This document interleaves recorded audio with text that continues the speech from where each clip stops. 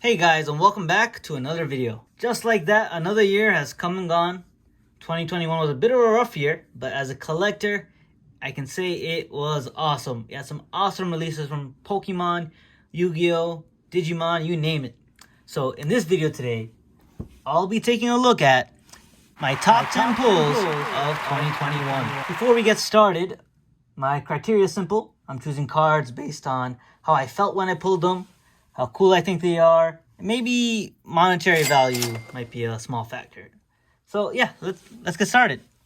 So first up, coming in at number 10, we have the alternate art LEAFEON V from Evolving Skies. I had pulled this in my first Evolving Skies booster box that I actually had opened up in a live stream with all of you guys. This was actually the first alternate art I pulled from the Sword and Shield era.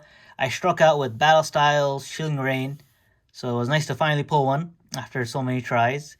Plus, this card is absolutely gorgeous. I love the artwork, love the autumn colors, and this card actually made me appreciate LEAFEON more because it just looks so nice.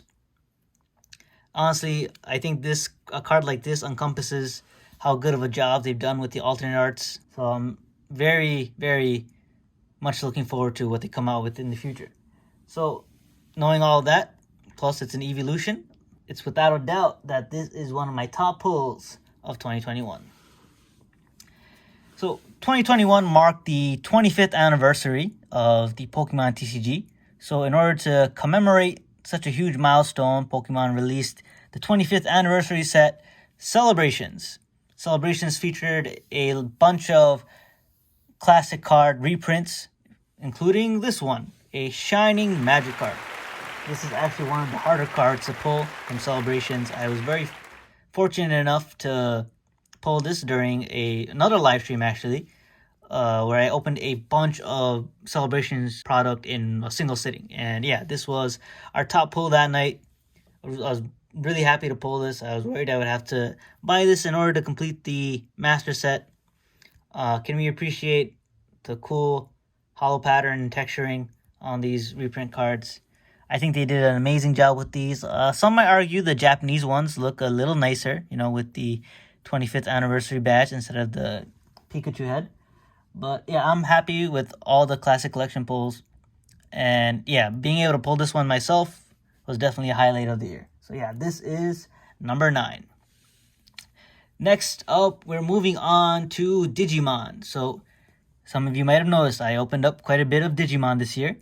Part of my intent was to spread awareness of Digimon because it's definitely very much slept on with some sick looking cards with amazing artwork that I think everyone can appreciate. So coming in at number 8, I have these two OMNIMON ZWART Defeat Secret Rares from Battle of Omni. So I decided to showcase both of these in at number 8 because, well, they're both secret rares. They're from the same set, feature the same Digimon, and I pulled these basically from back-to-back booster boxes. So I thought I'd show them together. This is the alternate art secret rare, and this is the regular secret rare. Very sick-looking cards. Omnimon is one of my favorite Digimon, so it's cool to have an awesome variant of it as cards. So that's pretty cool. Yeah, Battle of Omni was an awesome set.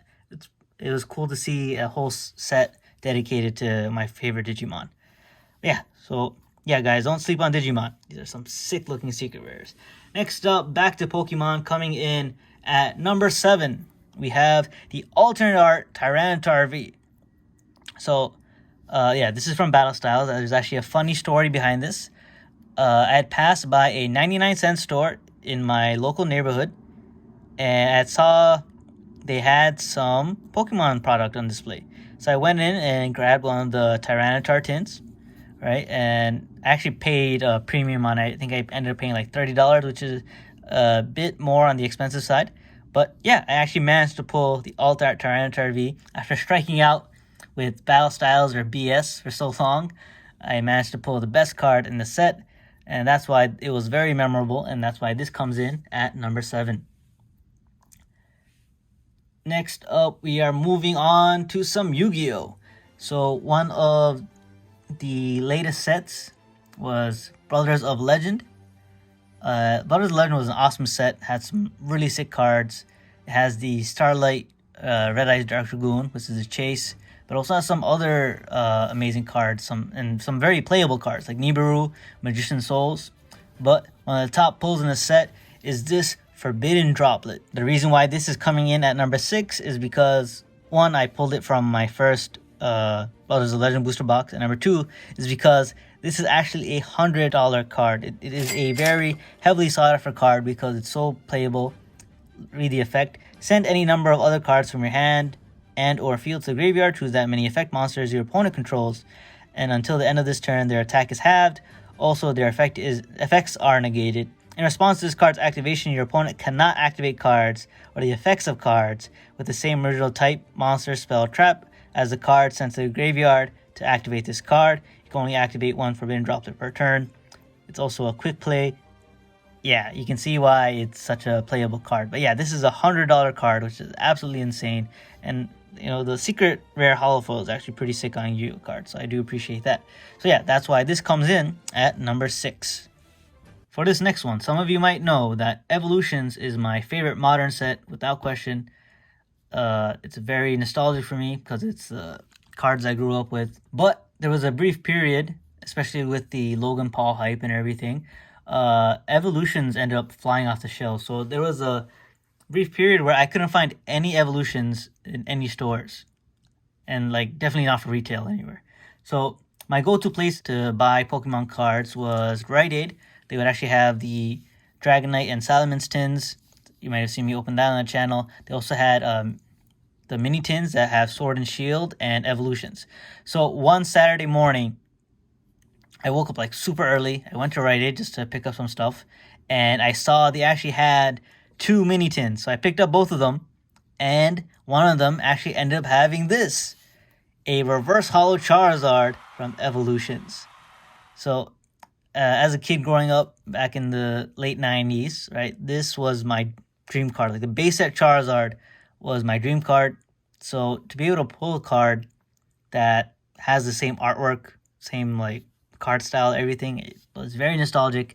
The inner child in me was like absolutely ecstatic to pull it. And yeah, it's such iconic artwork. Like, I know people say it's like overprinted, it's been printed too many times, but I can't get enough of this Charizard. Like, it's a classic. And yeah, I was really happy to be able to pull this from Evolutions, especially after not finding Evolutions for so long. Yeah, definitely a memorable moment that will stick with me for years to come. That's why that's number 5. Moving on to number 4. This might surprise you. Oh, it's so high up on the list. But next up, we have a LILLIE'S Full Force from Cosmic Eclipse. So Cosmic Eclipse is a set I actually haven't opened a lot of. I pulled this from a 3-pack blister. And the reason why this one was so memorable is because the night before, I was actually talking on the phone with Wacky Packy about Cosmic Eclipse and like how much the price for this card had skyrocketed, right? So the next morning, I actually opened up a Cosmic Eclipse 3-pack blister and I ended up pulling this. So at the time I pulled this, it was like going for around $80. It's still $65 now. But yeah, this is an absolutely gorgeous card. Like, it's very pretty. I love all the colors on it. This was definitely memorable because I have not opened a lot of Cosmic Eclipse. I can probably count on my hand how many packs of Cosmic Eclipse I've opened. So to be able to pull one of the best cards from the set in such a small number of packs, is like, yeah, it was very memorable. So yeah, that's why this comes in at number 4. So for number 3, we're going back to YuGiOh. So earlier this year, there was a really cool set that came out, King's Court. It was I bought a booster box of King's Court. It was actually my first YuGiOh booster box that I opened up live, and I ended up pulling this number F0 Utopic Draco Future Collector's Rare. Absolutely sick looking card, one of the best cards in the set. This is currently going for like $120, $130 right now. It's an awesome looking card. It's super playable. It can actually counter Dragoon and stuff, which is absolutely nuts to me. Yeah, the Collector's Rares have this cool textured border. Have like texturing on the artwork. So cool. And yeah, actually, for me to pull a Collector's Rare in my first YuGiOh booster box ever, that was absolutely huge. And yeah, that's why this comes in at number 3. Next up, moving back to Pokemon. So I showed Celebrations pull earlier. Well, number 2, we have the base set Charizard reprint from Celebrations.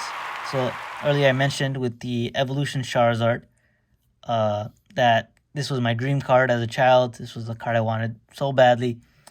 Has the iconic Charizard artwork, you know, has the original copyright dates and everything. So for me, this is actually like the closest I'll ever get to pulling a base set Charizard. I actually pulled this from my first Celebrations opening on the channel.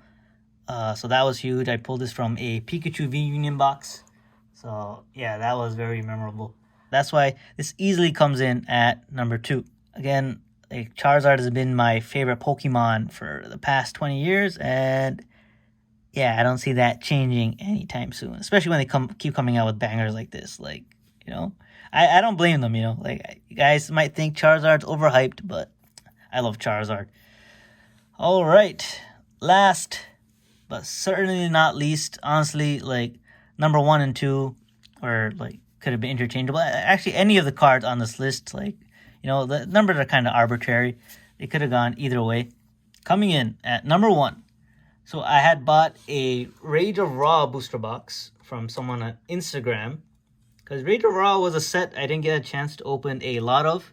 I saw someone selling it for a decent price, and I had to jump on it. So I bought it. It was a first edition booster box. I wanted to open it up for a video. I started recording it, and then 2 packs into the booster box, I ended up pulling this. A Ghost Rare Winged Dragon of Raw. The best card in this set. All it took was 1 booster box to pull the Ghost Rare Winged Dragon of Raw. Like, a very hard card to pull. Now you see it. Now you don't. Now you see it. Now you don't. Yeah, Ghost Rares are so sick. Like, I think they're my favorite rarity in Yu-Gi-Oh! I'm hoping to collect more in the coming year. That's one of my goals, to add more Ghost Rares to my collection. But yeah, this was such a shock. Like, I was ready to open a full booster box for a video. Like, I think it was like 24 packs. And the second pack, like, I pulled the chase card. Like, I actually stopped recording because like I was in complete shock. Like, for me to pull such a crazy looking card, one of the god cards in a Ghost Rare, like, that was huge. Like, easily one of the luckiest pulls in my life. And that's why this comes in at number 1. So yeah, 2021 was a very memorable year for me. Added some really cool cards to my collection. It's been a little stressful as a collector because, you know, we went a lot of the year with like empty shelves in the stores. But I had a lot of fun, and I'm glad, you know, like, the best part of having this YouTube channel is that I get to share these pulls with you guys. Like, you guys are coming along with me on the journey. I hope you guys have enjoyed my videos over the past year. I know I don't upload as often as I used to. That's because, like, you know, things are back in full blast almost. You know, things are getting slowly back to normal, so I don't have as much free time. But I do appreciate you guys for continuing to watch my videos, and I hope you guys continue in the days to come. But yeah, the year's not over yet. I still have one thing planned to finish off the new year. Gonna try and finish off the year with a bang. Gonna do a bit of a premium opening just to finish off the new year. So be sure to keep an eye out. If I time this correctly, that video should be going up tomorrow. So be sure to keep an eye out. Hope you guys enjoyed this recap video. If you did, be sure to hit that like button. It really helps me out. I had a lot of fun in 2021. I hope you guys did too. And thank you guys. Like, honestly, I can't thank you guys enough. I wouldn't be in the position I'm in without any of you. So thank you guys for tagging along, and hope you guys will stick around. FlukeySage out.